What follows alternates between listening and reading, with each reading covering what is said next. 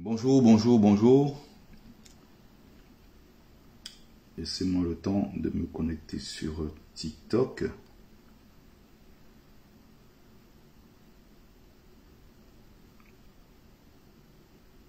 Alors, c'est pas toujours facile, hein, ce truc.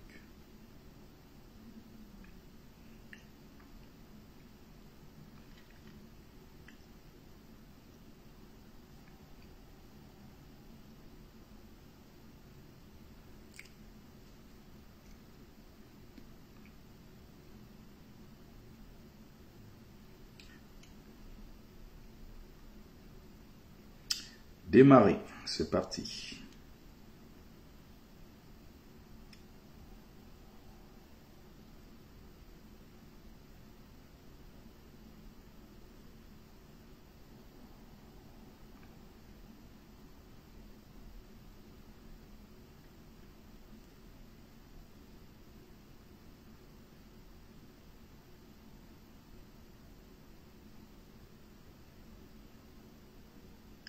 Voilà.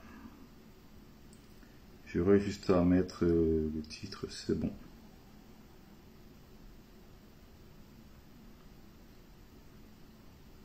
Je réponds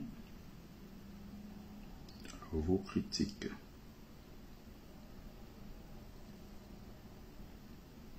C'est suffisant. Démarrer le live, n'est-ce pas? Voilà. On y va. Bonjour, bienvenue à tous et à toutes. Bienvenue sur la page de Bertie le Kamite, l'imperturbable négro-thérapeute, défenseur des causes justes qui avancent malgré les vents contraires. En espérant que ce live vous apportera un plus, vie, force, santé à vous, pluie de bénédictions ancestrales. Bienvenue sur la page Ngumbeso Mbon, notable que je suis, porteur et propagateur du savoir ancestral. Bienvenue, bienvenue, partagez, invitez les autres. Partagez et invitez les autres. Bonjour à mes amis du côté de TikTok. Je vais dire un petit mot, un petit bonjour à mes amis qui sont du côté de TikTok.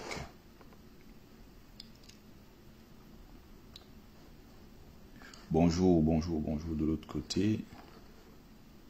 Alors, il me faut beaucoup plus interagir hein, pour éviter... Voilà, bonjour.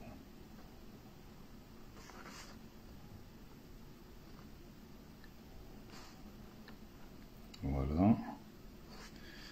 De temps en temps, faites-moi signe. Hein. Je vous ai bien prévenu sur TikTok, je ne connais pas très bien comment ça fonctionne. Hein, donc, je suis nouveau en toute humilité. Si vous savez mieux comment ça fonctionne, n'hésitez pas à me dire ce que je dois faire pour que le live reste sur place. Que le live continue, se poursuive. Parce que j'ai remarqué que quand je fais des lives, il y a un moment, ça s'arrête, ça me dit le live va se couper dans 4 minutes. Donc j'ai l'impression que peut-être quand on n'est pas très interactif dessus, quand on ne commente pas, on ne tapote pas, ou peut-être si je ne prends pas les gens, ou je ne mets pas les commentaires moi-même, à un moment peut-être TikTok se dit que la personne a allumé un live et il est parti quoi. Donc essayez autant que vous pouvez, n'est-ce pas? De me donner des orientations, des indications, c'est comme vous voulez. Bonjour, bonjour, bonjour à tous et à toutes. Bonjour à mon ami et frère de combat, Bolt. Bonjour mon frère, bonjour Makelele Fezeux. Bonjour Laure Kenyé. Bonjour Franck Wamba. Bienvenue, voilà. Mais tapoter là, c'est moi qui dois tapoter ou c'est vous qui suivez qui devez tapoter? Je ne comprends pas. Il faut tapoter, hein. Bon, tapoter, tapoter, alors, dans ce cas, tapoter et on avance. Alors, je vais aujourd'hui aborder, n'est-ce pas, un sujet qui m'intéresse beaucoup. Il y a 2 jours de cela, on est quand, oui, c'était dimanche. Alors, j'étais à une prestation en tant qu'agent de sécurité. Et j'ai rencontré une grande dame. Et quand je parle de grande dame ici, c'est par rapport à son rang. Ministre de l'économie en France, elle s'appelle Christine Lagarde. Ministre de l'économie en France, sous Sarkozy.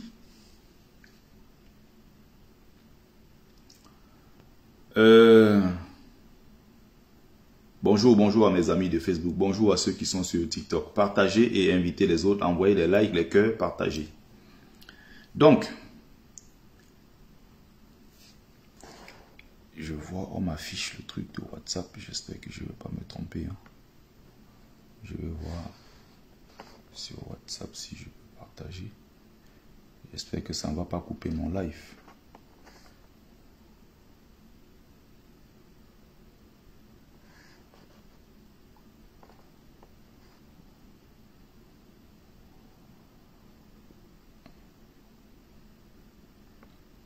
Je suis toujours voilà, en live. Hein. Partagez la vidéo, encouragez plus de spectateurs à partager. Voilà, aimez, likez, partagez, mes amis de TikTok. Donc, j'ai essayé. Donc, quand je dis ici que j'ai rencontré une grande dame par son statut social, par son rang en tant que ministre de l'économie, directrice de la Banque Centrale Européenne, présidente de la Banque Centrale Européenne, je crois, et directrice générale du Fonds monétaire international et tout ça. Je suis en train de faire ma prestation de sécurité et je la vois, je me dis, ah oui, c'est elle. Je suis avec mon ami, qui est en même temps le boss de la petite boîte. Je vais la voir. Bonjour, vous allez bien? Ah, c'est bien vous, Christine et tout, Lagarde? Ah oui, c'est moi, ça va et tout. Bon, elle était dans la discrétion, en famille, et elle ne voulait pas certainement, voilà. Et elle est passée comme tout le monde. Il n'y a pas d'agent de gardien, de garde rapproché, ni quoi que ce soit. Mais on ne parle pas d'une simple femme, d'une personnalité de France. Non, on parle des personnalités de ce monde. C'est-à-dire, c'est des gens, ils mettent leur signature, les crédits qu'on prend chez nous en Afrique, là, les endettements ou je ne sais pas quoi, le FMI et tout, quand tu veux, ce sont eux qui mettent leur signature. Ils ne mettent pas leur signature, ça ne passe pas. Moi, tout simplement, je vois une dame de ce rang-là. Ce que je remarque et ce que j'apprécie, c'est une dame qui, bien qu'elle soit de ce statut, de ce rang, te regarde comme un humain et te regarde dans les yeux. Ça, c'est d'abord la première étape. J'explique pour que certains, les panafricains du dimanche, là, les cancres, là, qu'ils me laissent un peu tranquille. Bonjour, vous allez bien? Ah bah, ça se passe bien, merci pour la sécurité et tout, ça se passe bien, ok. Elle s'en va. Je continue mon travail. Tout simplement. Mais par la suite, je ne sais pas après combien de temps, je la revois. Je dis, bon, je vais aller discuter avec elle. Donc, étant donné que je lui avais déjà dit bonjour et qu'elle m'avait vu, on s'est parlé. Donc, quand je repars vers elle, je dis, je viens donc avec mon bouquin. Je dis rebonjour et tout. Je vais ah oui, ça va et tout. Bon, je vais vous offrir ce livre et je vais vous le dédicacer. Elle prend, elle regarde. Ah ouais, ça a l'air intéressant. Elle regarde et tout. Merci, c'est gentil. On discute. Moi, quand je fais la publication, parce que je me dis, bon, j'ai rencontré... Donc, ce que je veux mettre en avant ici, c'est le fait que j'ai rencontré quelqu'un de très grand, des géants de ce monde, mais qui m'a regardé comme un humain. Ça, c'est d'un. Je n'ai pas senti de mépris de sa part. Elle a pris le temps de me parler et de m'écouter. On a d'ailleurs discuté à un moment, tellement la discussion, ça allait... ça veut dire que si je voulais rester longtemps discuter, on aurait discuté très longtemps. Parce que ce sont des sujets qui la passionnent. Ça parle des migrations, ça parle de l'économie, ça parle de politique africaine, ça parle de politique en France. Elle aime discuter. Donc, le Camerounais qui a du mépris pour moi, mon propre pays, le Cameroun, je vais à l'ambassade de mon propre pays, le Cameroun, ici à Paris, on me pourchasse. Comme un lièvre, comme un gibier qu'on veut taper et tuer. Dans mon propre pays. Ce que je voulais mettre en avant, c'est le fait que, voilà, quand tu dis chez nous que tu es agent de sécurité, on se moque de toi. Quand tu dis que tu es plongeur dans les restaurants, on se moque de toi. On ne voit pas que lui, il travaille et que c'est un gars honnête et qui a des valeurs. Pendant ce temps, le même gars qui t'insulte car c'est des agents de sécurité, il vaut quoi dans la vie? Il est prêt à supplier pour faire une photo avec un influenceur qui dit ouvertement qu'il est féman. C'est le pays des valeurs inversées. On a inversé tout dans notre pays. Tu vois quelqu'un qui se vante sur Facebook, il dit qu'il est un féman. C'est son travail volé. Il est un bandit. Il est content de dire qu'il est un bandit.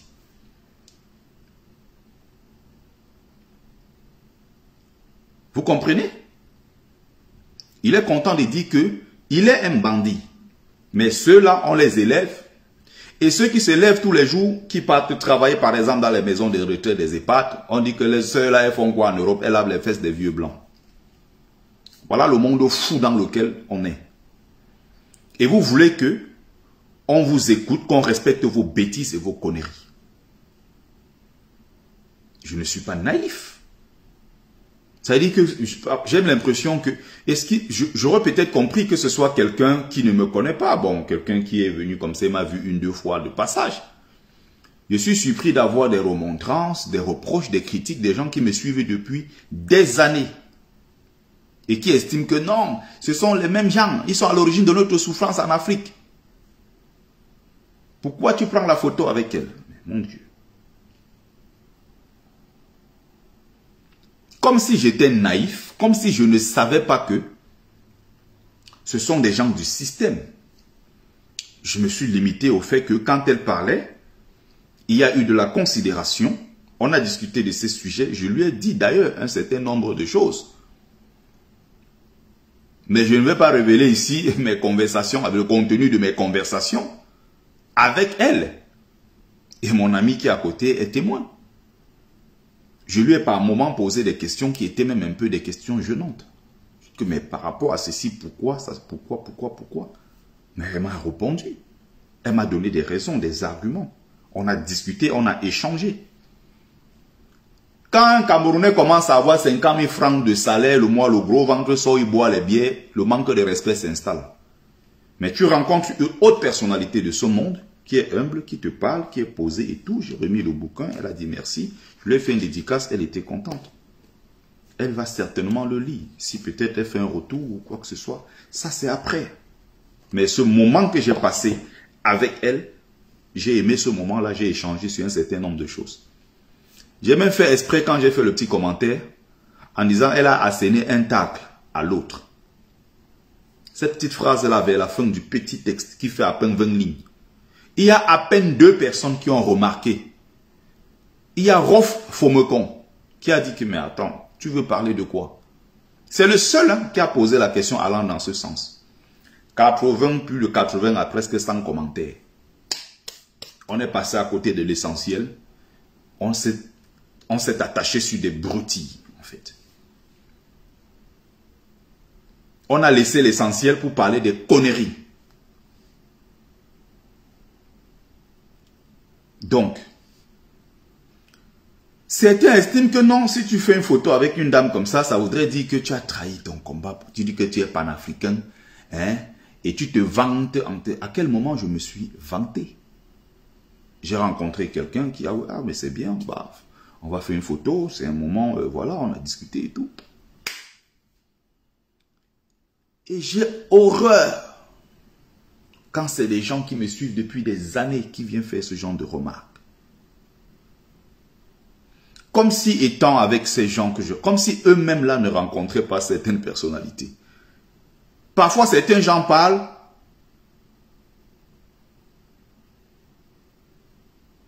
Tu as l'impression que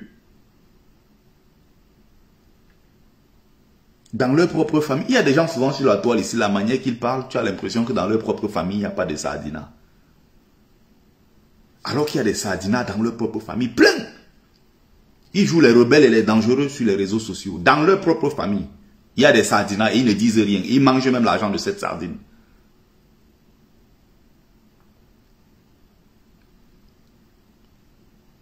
Des quelques panafricains, des quelques lilliputiens, des tordus, quelques cancres, estiment que depuis combien d'années ici je parle des conséquences, des méfaits de la France-Afrique? Combien d'années? Les ouvrages sont là.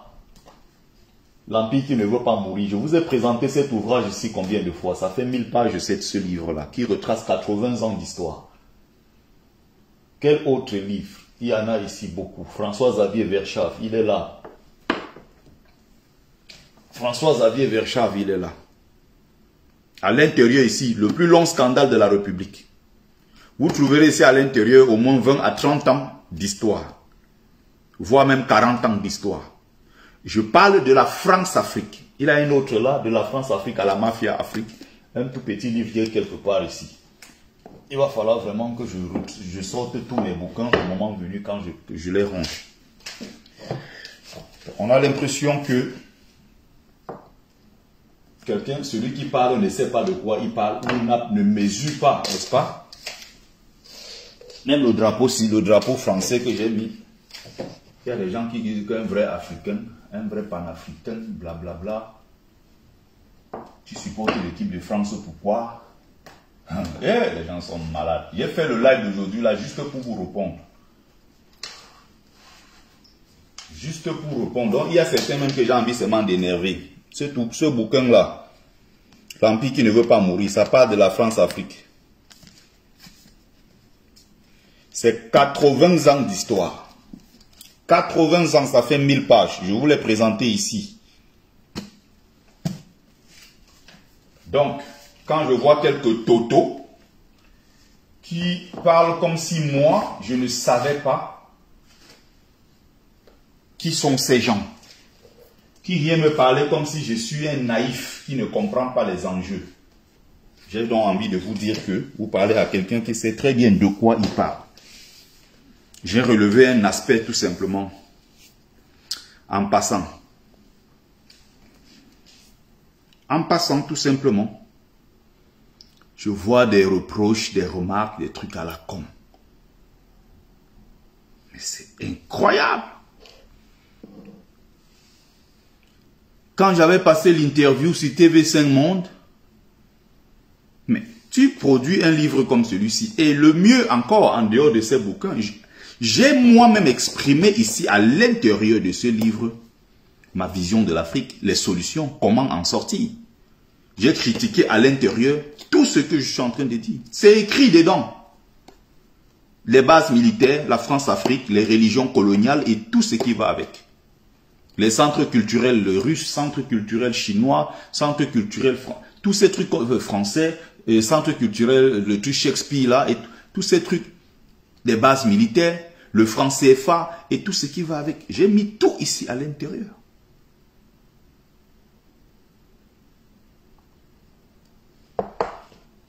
Je suis invité à présenter le livre à TV5 Monde dans une émission d'un niveau très relevé, par Denise et Pote.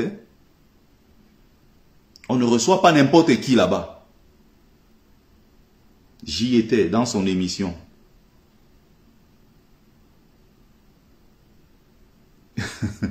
Il y a des sans-caleçons, des têtards qui me disent que oh, un vrai Africain doit être contre ces gens-là. Mais mon Dieu, on vit dans quel monde? On vit dans quel monde?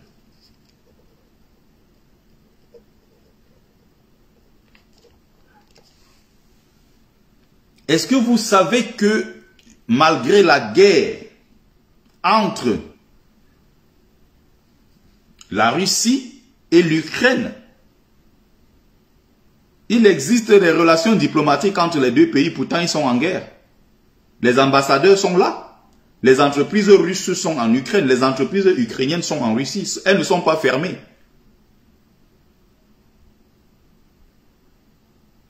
La France qui dit que on veut voir partie telle... les Russes ont leurs entreprises ici en France, elles n'ont pas été fermées. Les Français ont des entreprises françaises en Russie et n'ont pas été fermées.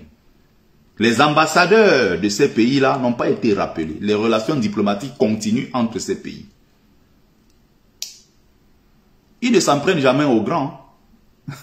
Ils veulent toujours s'en prendre aux jeunes, aux débutants, ou à ceux qu'ils estiment être des petits. Barrez-vous de ma page.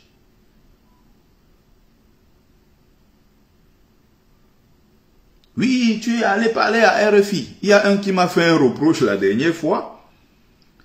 Parce que quand j'étais à RFI pour l'interview, j'avais fait une photo avec le personnel, les gens de RFI et tout. Parmi lesquels Christophe Boisbouvier, qui est le spécialiste Afrique, qui pose des questions et tout. On a passé un moment, on a discuté et tout. Oh mais non, hein, c'est des criminels. Ce sont eux, ils n'aiment pas l'Afrique. Ils sont prêts à tout pour nous détruire. Tu es allé faire les photos avec l'ennemi. Je dis, mais attendez. Le même gars qui me dit ça a le passeport français. Est arrivé en France à l'âge de, je ne sais plus quel âge. Il ne rentre pas en Afrique. Il se dit grand combattant. Et il vit en France. Il a des allocations ici.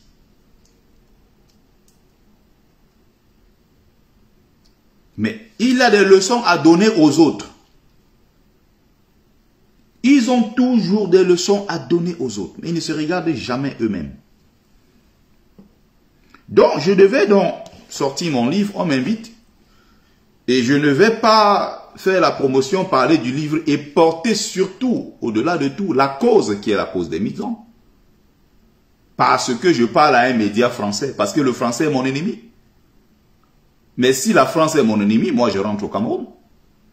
Le Cameroun est plus mon ennemi que la France. Qu'est-ce qui vous arrive même? Vous êtes toqué ou quoi? Vous n'êtes pas content, vous quittez ma page, vous dégagez. Vous avez vu me plaindre, d'ailleurs j'en ai profité pour bloquer quelques-uns. Vous avez vu me plaindre ici que je fais des lives avec 2 personnes. Même s'il y a 2 personnes, même s'il n'y a personne. Je fais le live, j'enregistre, je laisse. Je fais ce que j'ai à faire, je passe à autre chose. Mon message va circuler, d'une manière ou d'une autre. Il y a des gens qui vont les recopier, les reproduire, qui vont envoyer ça partout. Je vais faire circuler mes idées. Même si pendant que je suis en train de faire le live, il n'y a personne, je vais faire mon live. 2 jours, 3 jours après la même vidéo, tu n'en reviendras pas. Quand tu vas revoir la même vidéo, on va te dire que c'est ça, tu ne vas pas croire. Mes idées circulent. C'est le plus important. Le plus important n'est pas le fait qu'au moment où tu sois en train de faire le live, il y ait 10 000 personnes. Certes, s'il y a 10 000 personnes, je ne vais pas cracher dessus. Mais ce n'est pas parce qu'il y a 0 personne que je ne vais pas faire mon live. Je ne vais pas parler ici juste parce que j'ai envie de vous faire plaisir. Je ne parlerai pas ici parce que j'ai envie de vous dire ce que vous voulez entendre. Ce n'est pas la bonne page ici pour venir entendre ce que vous voulez entendre. Non. Vous n'êtes pas content, vous allez ailleurs. C'est aussi simple que j'en ai profité pour bloquer quelques-uns. Quelqu'un qui me dit que non, c'est pour vendre mon livre. Merde. On marche sur la tête. Vendre quel livre?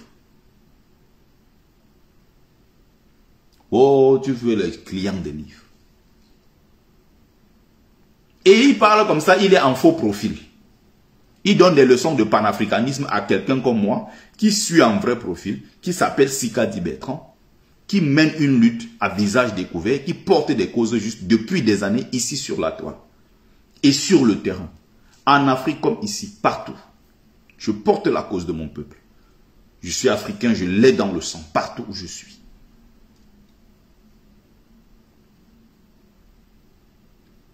Mais on devient fou. J'ai relevé 2 aspects qui étaient des aspects très simples. La considération qu'on peut avoir pour l'autre. On va dire, les blancs, ils sont ci, ils sont ça, mais c'est des gens très, très humbles, très simples, très humbles. J'en ai vu ici des ministres dans les transports en commun, ils prennent le train comme tout le monde, ils vont au boulot. J'en ai rencontré des tonnes. Surtout quand je venais même d'arriver en 2014. J'ai rencontré beaucoup. À l'époque, je n'avais même pas encore de téléphone Android pour faire des photos. Il y a certaines personnalités que j'ai rencontrées, je n'ai pas pu faire de photos parce qu'à l'époque, Je venais d'arriver en tant que migrant, je n'avais pas encore de téléphone Android, j'avais un tout petit téléphone comme ça quand je venais d'arriver. Même quand j'ai rencontré Samuel Eto'o, j'étais avec lui au stade du Paris Saint-Germain, là, au Parc des Princes. J'habitais juste au Parc des Princes. Les Zlatan Ibrahimovic, les Thiago Silva, les célébrités, les ministres, tous ces gens-là, moi je les ai rencontrés. Mais à l'époque, je n'avais pas de téléphone.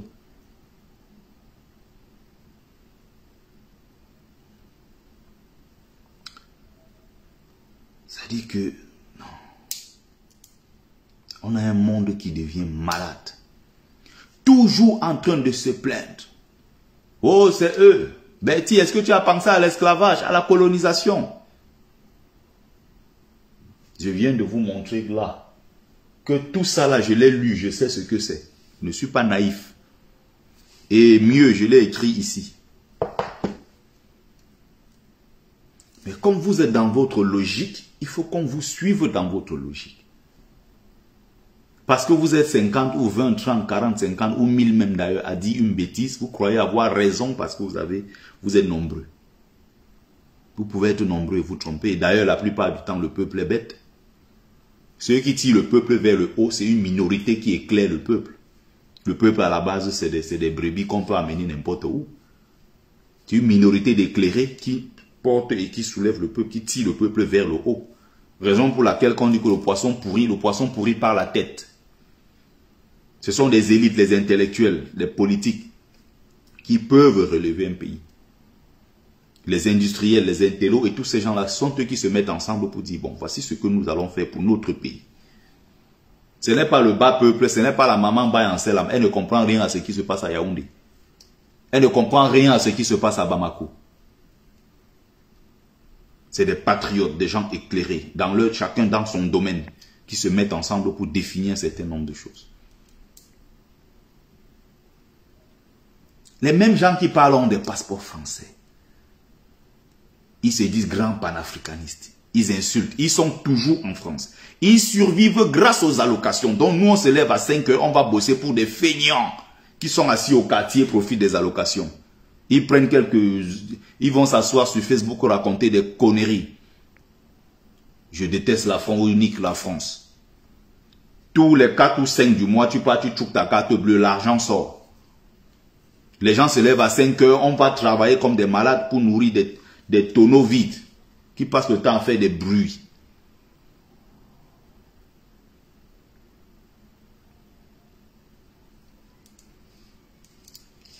Donc, ce qui me gêne dans tout ça, c'est qu'à un moment, tapotez, mes amis, partagez sur... partagez sur TikTok et sur Facebook également, mes amis, partagez. Donc, partagez.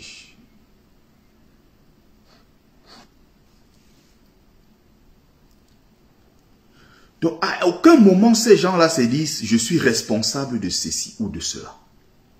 Il n'y a pas la notion de responsabilité. Je ne suis responsable de rien. Et quand j'ai publié la photo, j'avais déjà anticipé, je savais ce qu'ils allaient dire. Et j'allais faire un live pour les terroriser, tous ces gens-là. Pour les nettoyer. Je sais ce qu'ils vont dire. Ils sont tellement prévisibles, naïfs. Tu viens t'asseoir ici sur ma page depuis des années. Je parle de la France-Afrique, je parle de politique africaine, de la France, de l'Angleterre, de toutes ces puissances-là, des bases militaires. On parle du franc, des monnaies coloniales, on parle de la culture d'emprunt, du moins la culture qui a été imposée. On parle de toutes ces choses-là qu'on dénonce. Mais comme je n'ai pas dit ce que tu veux entendre, sur une photo, tu veux faire croire que non. En réalité, je suis pour le système et que je suis un traître dans le combat. Tu es qui pour me dire ça d'abord? Tu es d'abord qui même? Tu es qui? Tout ça caché derrière les faux profils pour donner des leçons aux gens. Pour qui êtes-vous même? Vous vous prenez pour qui? Oh, l'esclavage. Ils sont à l'origine de notre souffrance. Mais qui peut nier l'impact, les conséquences, le désastre que la France-Afrique a causé. Restons seulement dans la sphère francophone. Et les Français, tous les Français lambda qui sont là, sont-ils responsables de ce qui arrive en Afrique? J'ai des collègues de service, ils sont comme moi. Tu rencontres partout des Français qui n'arrivent pas à boucler le fin de mois. Tu arrives là, tu vois des Français, ils sont à découvert comme nous autres, comme tout le monde. Ils sont à découvert. Le pays est dur, c'est dur pour tout le monde qui vit ici. Va lui demander c'est quoi le franc CFA. Il ne sait même pas ce que c'est. Va demander à tes amis français c'est quoi le franc CFA. Il se lève à 5 heures comme toi, il bosse, il gagne 1500 euros, 1800 euros. Il arrive à payer ses factures, il essaie de s'en sortir avec.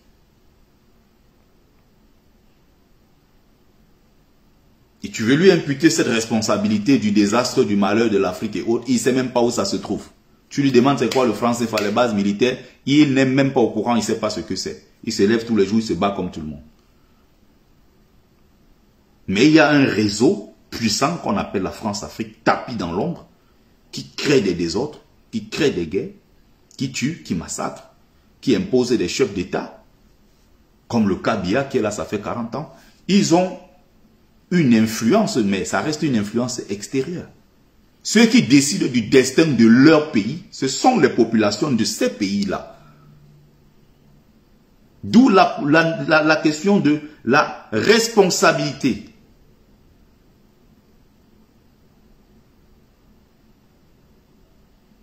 Voilà les questions. Oh, le drapeau français derrière, pourquoi? Elle a vu ça, le drapeau camerounais. Mais elle s'accroche que sur ça. Je vis en France. C'est normal que je mette le drapeau du Cameroun, je mets le drapeau de la France. Ça te pose problème où? Tu n'es pas content, tu dégages de mon direct. Voilà, les gens, les voilà. Les voilà. Pour eux, on doit détester la France. On doit détester le citoyen français lambda qui se bat pour s'en sortir aussi. Et qui est lui-même contre ce système-là. Il ne faut pas se tromper de combat. Il ne faut pas se tromper d'adversaire. Il ne faut pas se tromper de lutte. Il faut comprendre la lutte.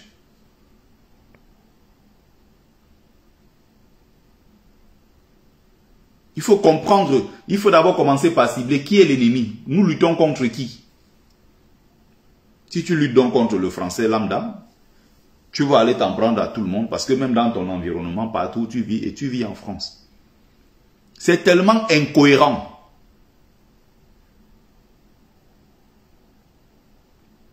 Tu es Camerounais tellement fier de l'être. Tu ne vis pas au Cameroun. Tu vis en France, tu craches, tu insultes matin, midi et soir, mais tu es là. Dès qu'on te dit que ton papier là, on ne va pas le renouveler. Panique totale. On dirait ta vie va s'arrêter. Panique totale. Tu aimes tellement le Cameroun, va y vivre. Tu détestes la France, mais quitte-la. Dégagez. Mais je ne comprends pas la logique de ces gens-là. Donc ça dit que je suis parti de mon pays.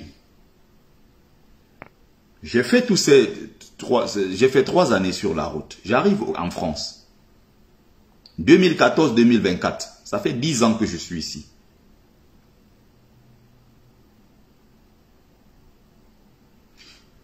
Mes 2 enfants sont nés ici. Le premier a 7 ans, le deuxième a bientôt 3 ans. Je travaille en France. L'argent que j'envoie au Cameroun là, pour réaliser mes projets là, ça vient d'ici. Le respect qu'on me donne là aujourd'hui, c'est parce que je suis en France et j'ai ce statut. C'est parce que je suis courageux pour me lever et travailler dur pour construire ma vie. Je travaille ici. Je cotise ici. Si j'ai un malaise 5 minutes, l'ambulance est là. Je suis arrivé ici avec un handicap à la main quand je suis arrivé en France. J'ai été opéré gratuitement. Je n'ai pas donné un seul euro. À la clinique ici, à l'hôpital de Trappes. Un seul euro, je n'ai pas donné. J'ai été soigné avec dignité. On m'a bien traité. C'est pour ça que ceux de l'étranger ont souvent beaucoup de rage parce que quand on voit comment l'humain est traité ailleurs, on voudrait également voir les mêmes choses chez nous, qu'il y ait des routes pour tout le monde, qu'il y ait des hôpitaux pour tout le monde, avec des médecins compétents, qu'on mette l'humain au centre de tout ce qu'on fait, qu'il y ait des écoles pour éduquer nos enfants, qu'il y ait des pensions retraite pour nos parents, qu'il y ait. C'est ce que nous souhaitons chez nous. Mais comment vous voulez me pousser, moi, à vivre en France et à détester la France? Et quelques tarés qui tiennent ce discours-là croient qu'ils vont, je ne sais pas, pouvoir m'influencer. Je ne comprends pas. Donc, mes enfants sont là, ils sont nés, grandis, ils sont en train d'aller à l'école ici. Je dois détester la France. Il y a un réseau France-africain tapis dans l'ombre qui a fait des dégâts et qui continue d'ailleurs de faire des dégâts. C'est à nous de prendre nos responsabilités en tant que peuple. C'est à nous, salut Taswop. C'est à nous de prendre nos responsabilités en tant que peuple. Et non dire que nous ne sommes responsables de rien. Ah non, non, on est des gentils. Les méchants, c'est les Occidentaux. Ah non, non, non, Christine Lagarde, non, non, non, non. Elle fait partie des méchants de cette terre. Nous, on n'a rien fait. Paul Biya qui est là depuis 42 ans, qui a confisqué toutes les richesses. Il a bradé tout. Tout ce qu'il a trouvé, il a vendu. Les enfants camerounais qui meurent au désert, qui meurent dans la mer, non, ce n'est pas Paul Biya le responsable. C'est les Occidentaux parce que non, ils sont les plus méchants de cette terre. Ceux qui tiennent ce discours-là vivent en Occident. Ils ont des passeports occidentaux. Ils ne les rendent pas. Hein. Allez remettre vos passeports. Ils ne remettent pas. Ils ont ça en poche. Ils sont prêts à mourir pour ce passeport-là. Et tous les jours, ils critiquent. Et tu vis là. D'autres même, le pire, c'est qu'ils sont aux allocations. Ils dorment chez eux. C'est l'État qui verse l'argent, le clochard pour qu'ils se nourrissent, pour qu'ils mangent. Même le loyer, tout c'est l'État qui paye. Il est là, il dort. Quand tu les entends, voilà par exemple les gens qui me reprochent pourquoi tu mets le drapeau français. Je vis en France. Je mets le drapeau de mon pays, le Cameroun pays, et je mets mon pays d'accueil qui est la France. Ça dérange les gens. Merde, mon Dieu. Il dit, je vais vous virer un à un sur ma page. Vous dégagez tous. Vous n'êtes pas content, vous partez. Allez ailleurs.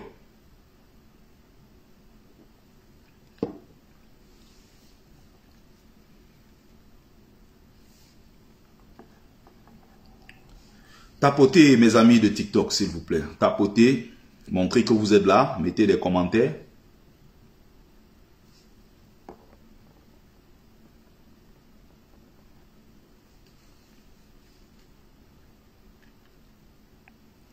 C'est incroyable. Donc, pour finir ici, je vais parler de quelques petits panafricains. Et j'ai envie de vous rappeler ici... ne vous empoisonnez pas la vie pour rien et arrêtez de faire semblant. Je vais vous prendre un exemple simple. J'ai vécu au Maroc 2 ans et plus. J'ai vécu en Algérie, dans tous ces pays lors du passage et tout. Mais je parle beaucoup plus du Maroc parce que c'est le pays que je connais le mieux. J'ai fait au moins 22 villes au Maroc. C'est pour ça que quand on écrit aussi,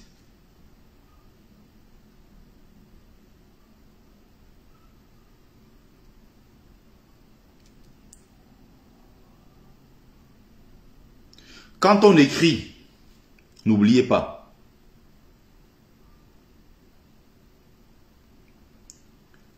j'ai un rapport à l'écriture qui est presque de l'ordre du sacré. Quand on prend le temps pour véritablement écrire, se concentrer, il faut faire les choses avec beaucoup de sérieux. On ne peut pas se lever comme ça, on pond tout et n'importe quoi. Moi, quand j'ai commencé à travailler sur mon projet de bouquin, j'ai pris le temps. Je suis entré en 2014, j'ai commencé l'écriture en 2017. J'étais déjà apaisé. Quand tu es apaisé avant de faire des choses, tu arrives à bien voir tous les contours, tu arrives à mieux comprendre, à mieux cerner un certain nombre de choses. C'est différent de quand tu te lèves, tu commences à écrire sur le coup de la colère. Quand tu es amer, tu ne peux pas faire un beau livre. Tu es frustré, plein de haine, plein de colère.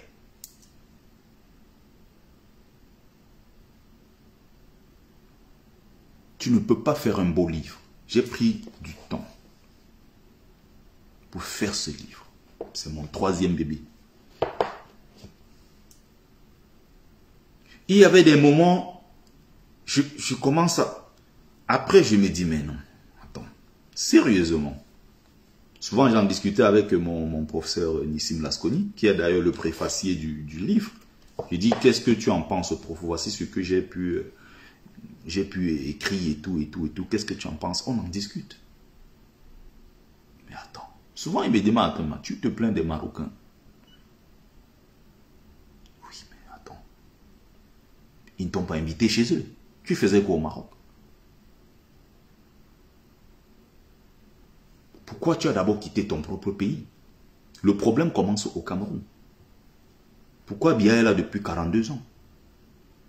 Qu'est-ce qui s'est passé qu'un pays aussi riche devienne si pauvre en 40-42 ans de gouvernance Biya? Il y a un certain nombre de choses. Parfois, j'en discutais et tout. Mais je suis quelqu'un de souvent... J'ai du mal à détester les gens. J'ai du mal à haïr les gens. Et surtout, quand c'est quelque chose d'injuste.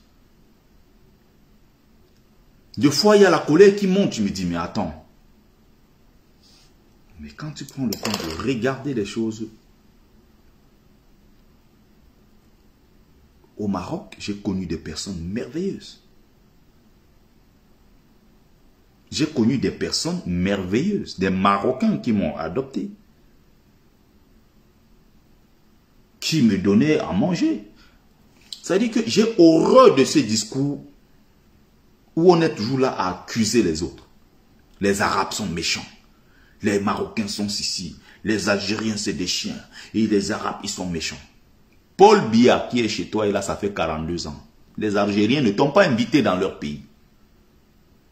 Tu as quitté le chez toi, tu as décidé de faire la route. Il y a des atrocités qui arrivent. On est tous contre cela. D'ailleurs, j'en parle dans mon livre. Mais on ne doit pas mettre tout le monde dans le même sac parce que il y a des gens qui ont fait tel ou tel. Bon, tu fais quoi donc de ceux qui t'ont aidé pendant tout ce temps-là? Tu les mets aussi dans le même sac? C'est la question que j'ai posée aux Beaux-Arts une fois quand on parlait du Beaux-Arts. Ils ont commencé à me dire que oui, tu soutiens les Marocains, ils sont méchants, c'est des racistes, c'est des ceci, c'est des cela. J'ai dit non, il n'y a pas de souci. On a vécu tout cela là-bas, on sait ce que c'est. Je leur posais la question, qui de vous a travaillé au Maroc? Et vous avez travaillé au Maroc combien de temps? Où? Ce n'est pas l'État marocain qui met à la disposition des migrants subsahariens des allocations ou ceci ou cela. Ils vivent au Maghreb tous les jours de la générosité des Maghrébins. Ils vivent de la générosité, ils survivent grâce à ce que Maman Haja, ce qu'elle nous donne là-bas.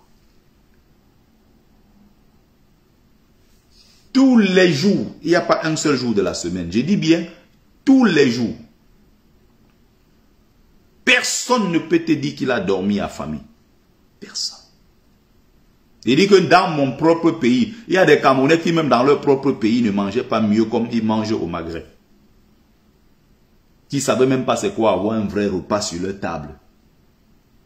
Tu vas dans le restaurant, tu dis que je n'ai pas d'argent, j'ai envie de manger. Il te dit va t'asseoir, tu prends un plat, tu manges. Des fois tu viens, tu t'assois avec ton propre argent. Tu manges, le moment d'aller payer, on te dit non, on a déjà payé pour toi depuis, tu peux juste partir. Tu as du pain à disposition. Tu as des nourritures et toi on te dit mange. Tu vas au marché. Il faut attendre vers midi, midi 30. Quand ils ont fini et tout, ils sont en train d'emballer déjà vers 13 h. Tu vas quand ils ont fini. Des pastèques, des fruits, des légumes et tout. Monsieur, prenez. Allez manger. De l'argent, ce sont eux qui vous donnent. Tu veux t'asseoir manger un bon plat de couscous le vendredi. Maman, j'allais dans la rue pour chercher les migrants à qui elle avait donné à manger. Venez manger. Tu as des amis qui sont avec toi. Je ne parle pas de l'État marocain, pour le pays que je connais le mieux. Je parle des populations. On vit avec eux. Des vêtements que tu portes, ce sont eux qui te donnent. Tu manges, ce sont eux qui te donnent. De l'argent en poche, ce sont eux qui te donnent. Tu es malade, tu te soignes. Tu vas à l'hôpital, tu te soignes.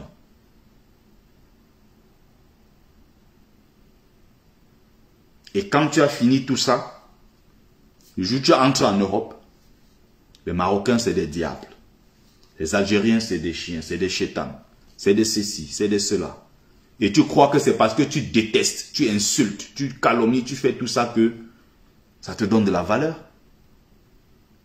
Qui t'avait envoyé dans leur pays? Ils se sont battus pendant ce temps-là. Parfois, moi, j'avais des gens, des voisins, des jeunes comme moi, parfois, qui sont étudiants. J'ai un autre ici qui est en Nantes. Je l'avais rencontré la dernière fois. Younes, qui est un ami à moi, j'ai connu dans la ville de Fès. C'était mon voisin à Fès. On s'est revus encore en France. Ici à Paris, on s'est revus à Nantes. Quand j'étais en vacances il y a 2 ans à Nantes, j'étais de passage, j'ai mis sur la toile sur Facebook que je suis en Nantes. Est-ce qu'il y a des gens qui veulent, voilà, qu'on prenne un café, on discute. Ils étaient là, ils sont venus, j'ai rencontré peut-être 5, 6, 7 personnes. Et après, j'étais pressé, je n'ai pas pu prendre tout le monde parce que j'étais pressé, il fallait que je parte.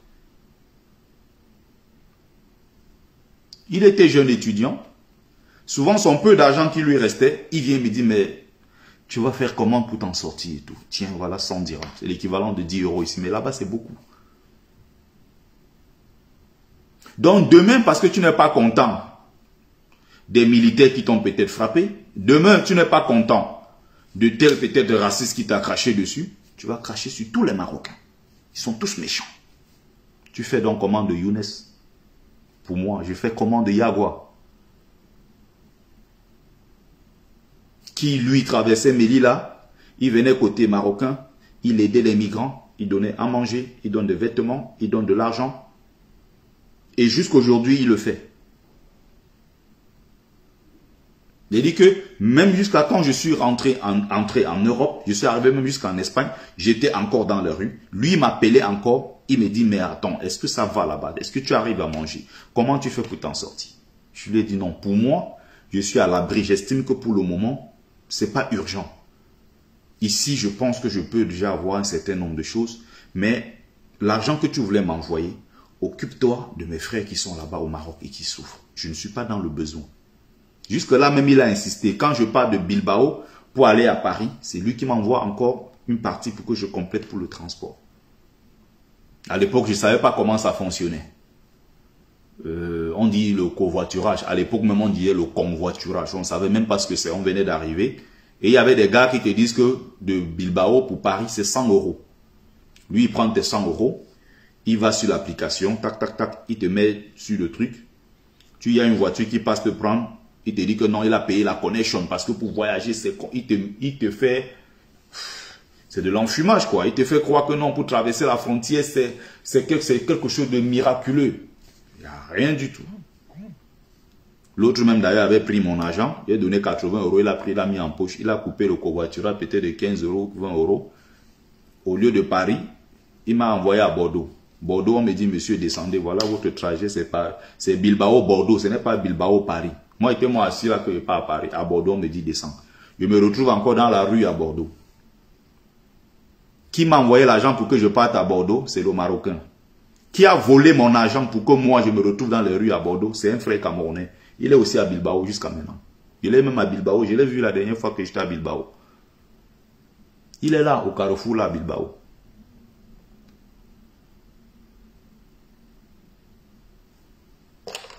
Est-ce que ce que je suis en train d'expliquer là, ça fait sens pour vous?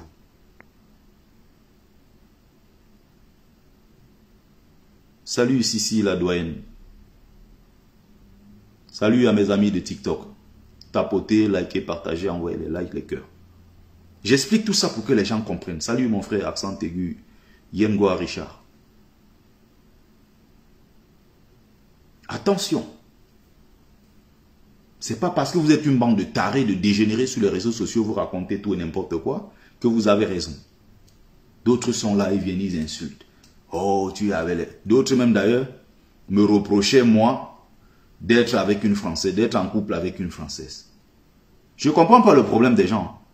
On te reproche d'être avec une Française, on te reproche que tantôt même ils inventaient les histoires sur moi, sa femme est du Pakistan, elle est du Bangladesh, oh, il a pris une arabe, on ne sait pas ce qui leur arrive. Je ne vous parle pas de ma vie privée, je ne vous ai pas présenté ma famille ici sur Facebook. Des fois, ils s'imaginent des choses dans leur tête, je ne sais pas ce qui leur arrive. Oh, pourquoi tu as mis le drapeau français? Je vis en France, je dois détester la France. Et c'est ça pour eux être panafricaniste, ou bien être un vrai Camerounais. Un vrai Africain francophone doit détester la France. Mais c'est incroyable. Quand je vous prenais l'exemple du Maroc, ce sont des petits exemples pour que les gens comprennent. Je n'ai pas vécu que des choses tristes. J'ai aussi vu l'amour des gens. J'ai vu des gens qui aiment, qui savent aimer. J'ai vu des gens qui, sans te connaître, sans qu'ils ne veulent pas savoir, qui te disent « Marhaba, viens », qui te reçoivent, qui te respectent.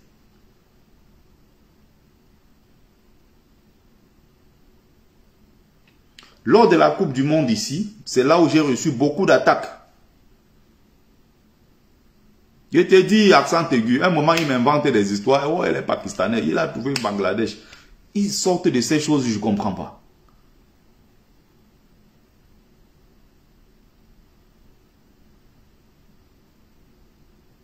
Donc, lors de la Coupe du Monde, je soutiens, moi j'ai soutenu le Maroc. Je supportais le Maroc contre le Portugal. Le match Portugal-Maroc et tout, bien, je ne sais plus les matchs que le Maroc jouait. Les gens me sont tombés dessus. Tu as été migrant au Maroc.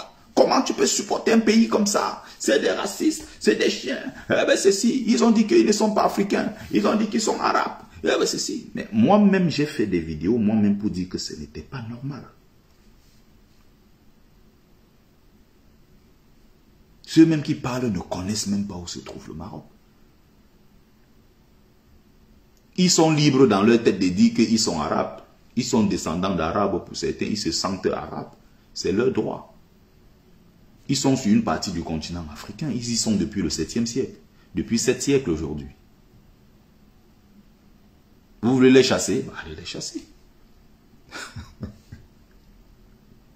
La question maintenant que je pose. Si vous les considérez tous comme c'est des Arabes. Ok. Vous faites quoi dans des populations noires du Maghreb? Il faut y avoir été pour savoir ce qui se passe. Hein. Tu vas dans tout le sud du Maroc, tu vois que des noirs. Ouarzazate et Sawira. D'ailleurs, les populations de Gnawa, pour ceux qui connaissent les grands maîtres de la chanson marocaine dans le Maghreb en plus, les Gnawa. C'est très connu. Va dans le sud, avec Tantan là-bas, va dans tout le sud, Bergendouze, toutes ces zones-là, tu vois, tout le sud, tu vas voir des Marocains. Ils sont plus noirs que toi et moi, ils sont marocains. Tunisie, c'est la même chose. Algérie, même chose. Quand je suis arrivé en Algérie, j'étais choqué. On est en 2011. J'arrive dans le sud de l'Algérie, je vois des noirs partout. Je ne comprends pas.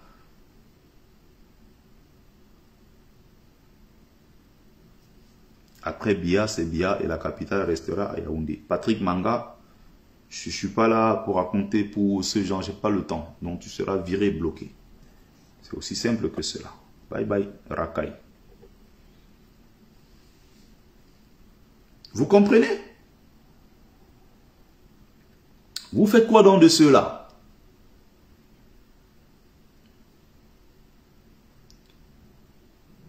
Donc les gens disent que tu ne dois pas supporter le Maroc. Je n'ai pas de haine envers le Maroc. Je n'ai pas de haine envers les Marocains. J'ai des amis marocains même ici, partout. Si vous êtes dans la haine des autres parce que quand vous êtes passé par là-bas, ils vous ont maltraité. Nous tous, on a été maltraités. Peut-être ceux même qui parlent n'ont même pas été maltraités. Je sais c'est quoi la case prison. Je sais c'est quoi la cellule. Je sais c'est quoi rester sur un lit d'hôpital étant enchaîné. Je sais c'est quoi subir des opérations. Je sais c'est quoi risquer sa vie. Je connais toutes ces choses-là. Mais malgré ça, je ne peux pas, moi, détester le Maroc. Personne ne m'a envoyé nulle part. Qui sont responsables de ce désastre-là? C'est Paul Biya. Ce sont ces dictateurs africains. Ce sont ces Africains eux-mêmes qui, lors du passage lors de ce périple-là jusqu'en Europe, sont eux-mêmes des passeurs et exploitent leurs propres frères. Ceux qui arrêtent, qui tuent, qui te prennent, ils t'enchaînent, ils te mettent quelque part. Ils te brûlent du plastique, ils font couler ça sur toi. Ta peau comme ça se pèse, ça entre dans cette pèse. Tu cries de toutes tes forces. Il dit appelle ta famille, tu demandes d'envoyer de l'argent. Quand on envoie, ils se partagent entre eux, ils boivent, ils fument avec. Ils envoient réaliser leur projet.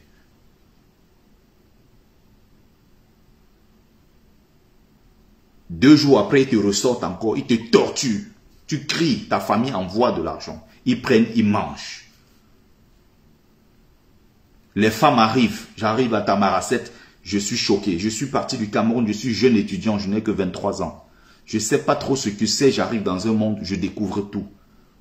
Tu as un connection man qui est le chef des passeurs, qui décide.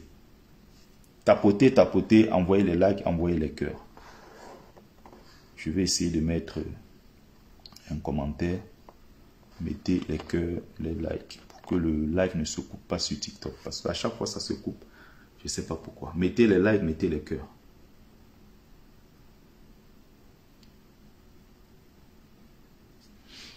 Voilà, ça me fait pareil. Au bout de... Pourquoi au bout de 1 heure, mes lives à chaque fois s'arrêtent?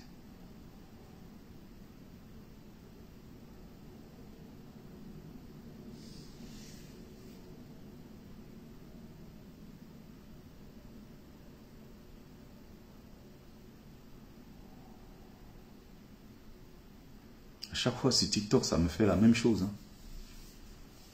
Quand le live est fait déjà 1 heure de temps, 1 heure de temps, le live s'arrête en fait. Je ne sais pas pourquoi ça fait ça.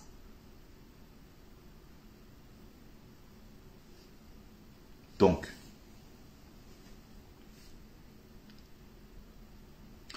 j'étais en train de dire,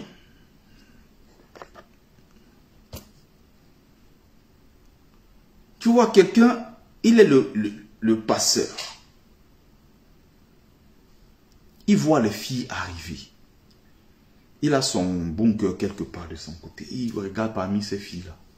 Oui, aujourd'hui, là, il y a arrivage. Mais il parle des femmes comme si elles étaient des marchandises. En tout cas, le migrant, dans cet état-là, se transforme en marchandise. Quand je pense à ça, j'ai mal. Je vois beaucoup de femmes, quand on arrivait à Madrid, on les amenait à l'hôpital pour faire des tests et tout. VIH, VIH, telle maladie, telle autre maladie, telle autre maladie. Incroyable. Le passeur en a fait son business. Dès que les filles arrivent, parmi les filles, il regarde. Toi viens, toi viens, toi viens. Tu ne viens pas, il menace de te jeter entre les mains de la police algérienne. Et tu sais que si la police algérienne t'arrête, on te renvoie à Tinzawati, dans le désert, où il fait 50 degrés à l'ombre. Tu peux mourir des morsures de scorpions, de tout ce qu'il y a de soif et tout ce qu'il y a comme danger à Tinzawati. Entre risquer ta vie à Tinzawati et dormir avec le chef des passeurs, tu n'as pas le choix. Les filles se livrent. Elles n'ont pas le choix pour survivre, pour trouver de quoi manger, pour avancer.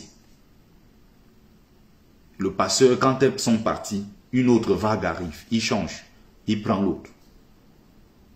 On parle comme ça des gars peut-être qui au Cameroun ou dans la vraie vie ne peuvent même pas se mettre devant une femme et draguer. Parler comme ça, draguer une femme, ils sont incapables. Mais comme il est en position de force, il fait ce qu'il veut.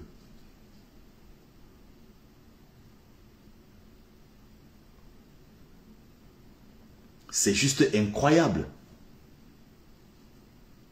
Ceux qui font ça là, ce sont des Africains comme nous. On doit apprendre à regarder notre propre responsabilité, notre part de responsabilité dans tout ce désastre, dans tout cet échec-là.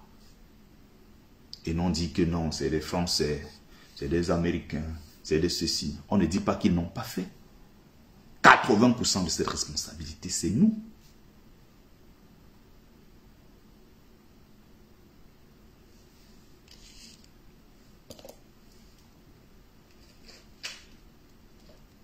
Il parle je veux parler pour finir de panafricains.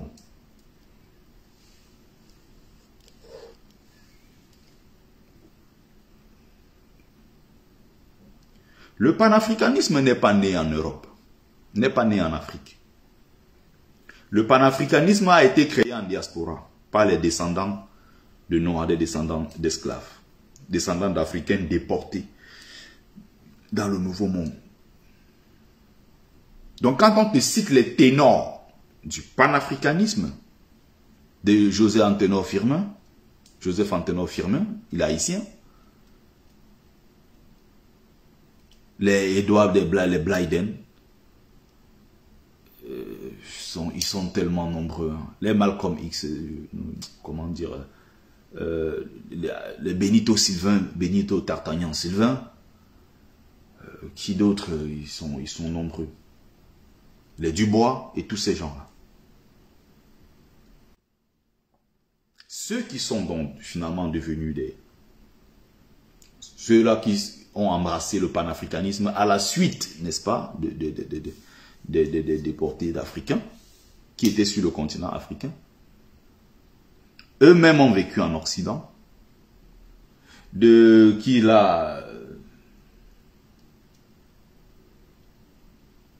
Comment on appelle, Théophile Obenga.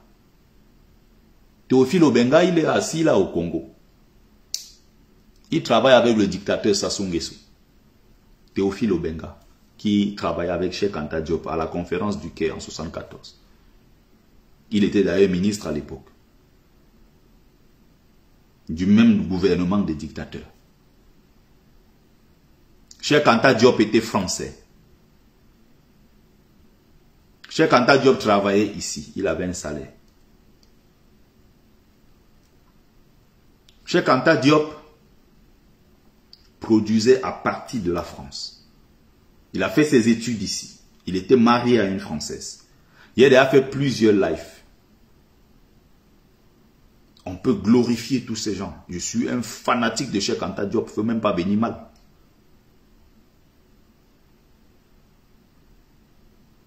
Mais les mêmes gens qui n'ont pas de reproches à faire à Cheikh Anta Diop trouvent des reproches à faire à Franklin Nyamsi. Ils trouvent des reproches à faire à Kémi Séba. Ils trouvent des reproches à faire. À un moment, je veux qu'on soit sérieux dans ce qu'on fait. Si vous êtes cohérents, vous êtes des grands panafricains, grands panafricanistes, je ne sais pas quoi. Vous voulez donner des leçons aux autres. Commencez d'abord par être sur la terre africaine. Donc, parlez d'abord à partir d'une terre africaine. On ne peut pas dire qu'on adore, on est en Europe, on mange du camembert, on boit du bon vin. À un moment, il faut être cohérent dans ce qu'on fait. Et dans toutes nos luttes qu'on mène, il y a des points où on peut être incohérent. Il y a des petits points parce que rien n'est jamais parfait dans une lutte. Même les gens qui vous disent combattre l'Occident, ils sont là, ils ont un passeport français avec lequel ils fonctionnent. Ça ne veut pas dire qu'ils ne sont pas des combattants.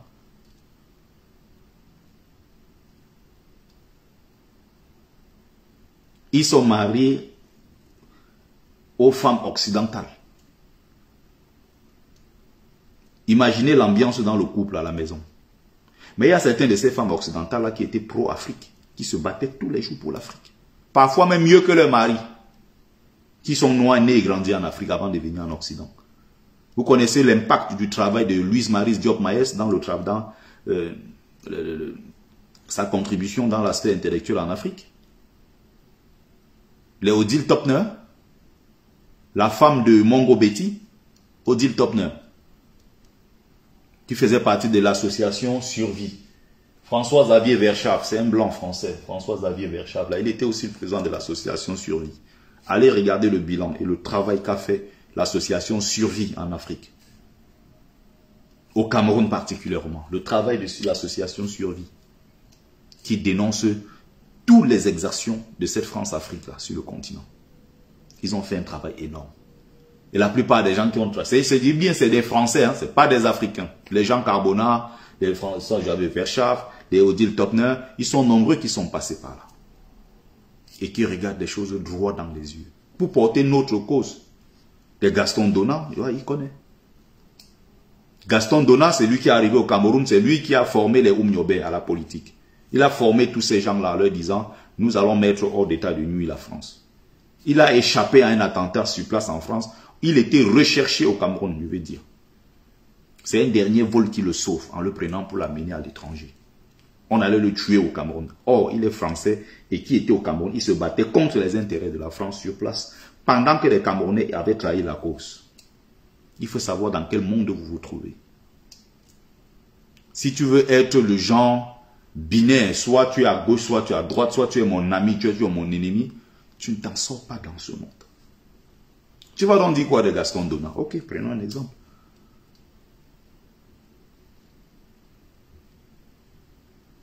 Tu vas dire quoi de Vincent Ganty? Là, je suis en train de sortir les noms, là, ça me vient au fur et à mesure. Mais bon, je n'ai pas besoin de m'étaler dessus. J'ai déjà fait des sujets ici, plusieurs fois, des conférences ici dessus. J'ai fait des web-conférences ici plusieurs fois pour expliquer un certain nombre de choses. Mais si vous refusez de comprendre, vous êtes responsable. Je n'y peux rien du tout.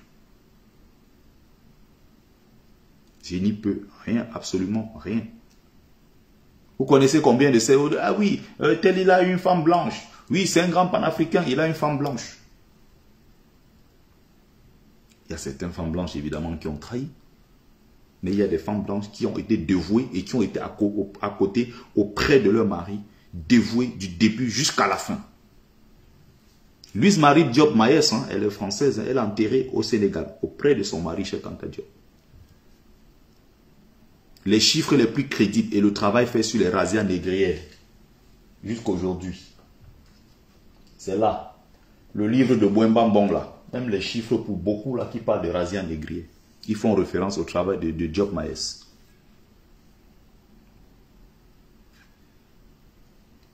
Ils sont nombreux. J'ai même d'ailleurs fait une vidéo, j'avais fait une vidéo à l'époque où j'avais pris une liste, peut-être une dizaine de femmes blanches et même arabes. Des femmes de grandes personnalités noires de ce monde. Qui ont fait un travail formidable. On est dans un monde avec des dégénérés, des détraqués, des incultes, qui n'apprennent pas, qui ne lisent pas, qui ne se cultivent pas, rien dans la tête. On se lève, on est sur Facebook pour donner des leçons aux gens. Et puis, on est caché derrière des faux profils. Parfois, ils sont français. Ils survivent grâce aux allocations. Et pour eux, être un vrai Africain, être un vrai... C'est pour ça qu'ils ont dénaturé, ils ont vidé le panafricanisme de son vrai contenu et de l'idée du départ, l'esprit qui habitait ceux qui avaient conçu le panafricanisme. Aujourd'hui, pour eux, panafricanisme signifie haine de l'Occident. Et les mêmes gens qui parlent de ça, ils vivent en Occident. Vous haïssez tellement l'Occident que vous y vivez. Il y a un autre caméra qui me fait toujours rire jusqu'aujourd'hui. Quand je dénonce le tribalisme au Cameroun, il dit que non, je ne dois pas aborder ce sujet-là parce que il ne faut pas parler de tribalisme. Je suis africain et ça suffit. Je dois me considérer comme africain. Il dit, ah ouais? Ok.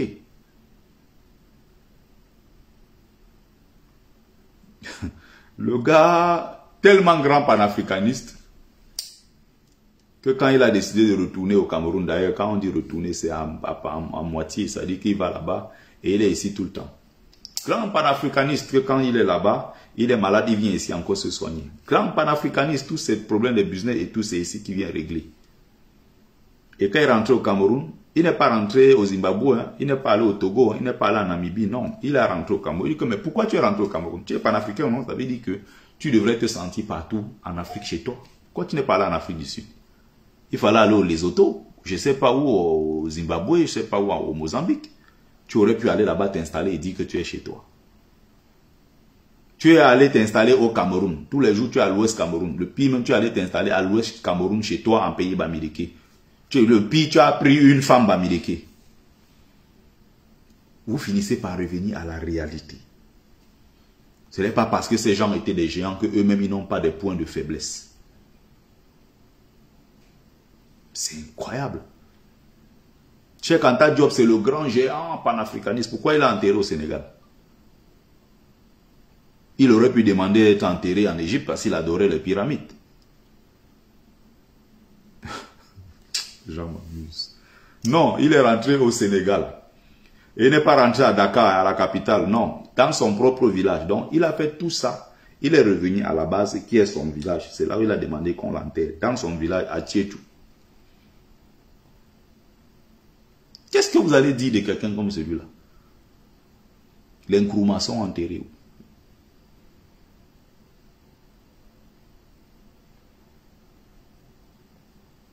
Celui qui a vécu ici pendant 30 ans, la Mongo Betty, il était enseignant ici pendant 30 ans ici en France. C'est des grands panafricanistes. Ils sont tous rentrés. Et quand je dis retour en Afrique, là, ce n'est pas retour pour ailleurs, non. C'est retour dans leur pays, dans leur village. Comment tu peux te dire grand panafricaniste? Ça dit que l'Afrique est vaste, c'est chez toi.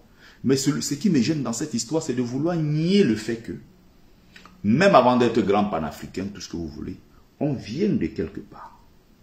Et ce quelque part-là ne doit pas être lésé. Ce quelque part ne doit pas être méprisé, comme je vois certains ignorer, faire croire que non, en fait, je suis Camerounais, ça suffit. Tu es Camerounais, tu viens de quelque part. Camerounais, c'est une invention coloniale. Nos parents ne savaient pas c'est quoi Cameroun. Ils étaient dans des entités, dans des groupes ethniques. C'est ce qui comptait. Ils étaient dans des empires, tout ce que vous voulez, mais ils étaient constitués en tant que groupe. Du jour au lendemain, on est venu inventer ce qu'on appelle maintenant le Cameroun.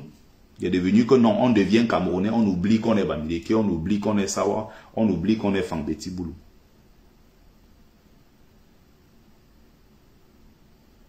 Incohérence plus. Dites-moi que oui, on veut créer un sentiment d'appartenance à une nation pour éviter les divisions tribales. Mais vous ne pouvez pas faire effacer ces tribus. Du moment où il y a des tribus, il y aura tribalisme. Du moment où il y a des races, il y aura racisme. Qui êtes-vous? C'est vous qui inventez le monde. Vous êtes arrivé trop tard dans un monde trop ancien. Un monde trop vieux. Vous êtes arrivé récemment. C'est vous qui allez venir inventer le fil à couper du beurre. Des plaisantins. Oh, il s'est filmé avec elle. Oh, il a fait ceci. Les panafricanistes du dimanche, les Bertrand Tatinda, Bandankani. Comment on appelle Nathalie Yam.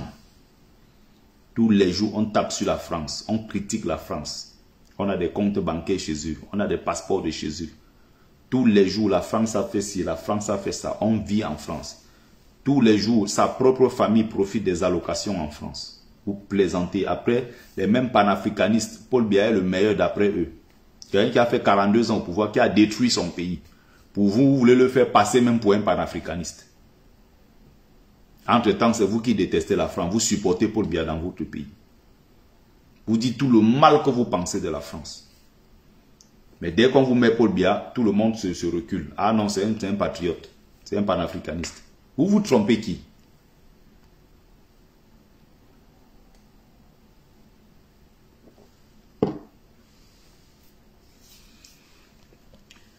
Merci à ceux qui ont pris le temps de regarder le live. Merci, merci. C'était Bertie Lokamit, imperturbable négro-thérapeute, défenseur des causes justes qui avancent malgré les vents contraires. En espérant que ça vous a plu, vie, force, santé à vous. Plus de bénédictions ancestrales. J'espère que vous avez aimé et partagé. Voilà. Bonne journée à vous.